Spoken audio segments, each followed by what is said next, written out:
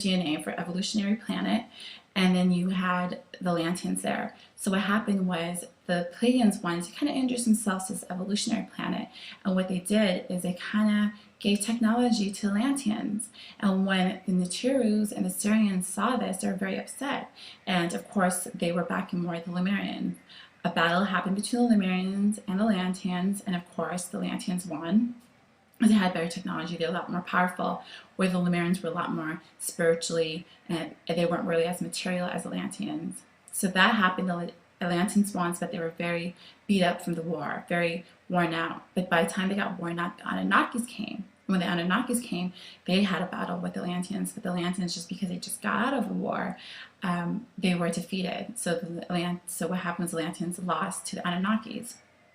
So what happened from there was a power move from Sumeria to Nubia to Kemet, and then that's basically what happened with the Pleiades. But if you go to current day politics, there's a lot of people, when they hear the Pleiades, it's the most popular alien race because there's a lot of channeling coming through. So it's the one that a lot of people know. But what a lot of people know is a lot of these channelings is not really positive, because a lot of them are working in conjunction with the Draconians, who kind of don't want Earth, the evolutionary planet, to evolve. And the reason they don't want it to evolve is because they're scared that if we evolve, we'll evolve past them. Now remember, the Pleiadians had a plateau because they don't have their own technology. So what they do is they kind of fear the Nordic beings on this planet, because the Nordic beings, because they're sealed in evolution and quarantined and mixing and acting and going through adversity and crossroads, they have the potential to actually go further or evolve past the Pleiades. So a lot of them are kind of doing these channelings, trying to tell people about themselves, but they're also saying that Draconians are bad, which there are some bad ones and there's some good ones. Now, not all Pleiadians are bad, but they're just a percentage of rogue Pleiadians. And you can usually tell these ones because they always refer to the Christ consciousness, or Christ as being the most powerful prophet on the planet. So those are just some things to look after. I mean, they do refer to Draconians and whatnot, but that's just basically something to pay attention to.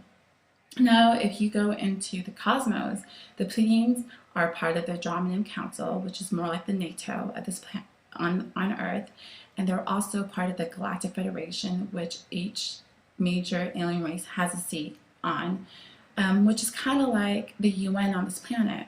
Now, not all of them are bad. They're just like a good percentage of them that has their own agenda, maybe more for fear of not being able to evolve with us. But that's my quick introduction to the Pleiadians, where they came from, their interference with Earth, the channels that are here, some of their agendas. Not all of them are not bad, some of them are bad,